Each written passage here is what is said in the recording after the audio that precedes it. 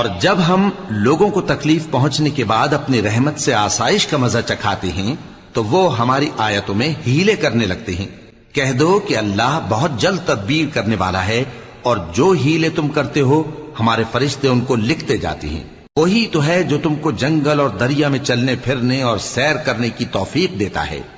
یہاں تک کہ جب تم کشتیوں میں سوار ہوتے ہو اور کشتیاں خوشگوار ہوا کی مدد سے سواروں کو لے کر چلنے لگتی ہیں اور وہ اس پر خوش ہوتی ہیں، تو ناگہاں زناٹی کی ہوا چل پڑتی ہے اور لہریں ہر طرف سے ان پر جوش مارتی ہوئی آنے لگتی ہیں،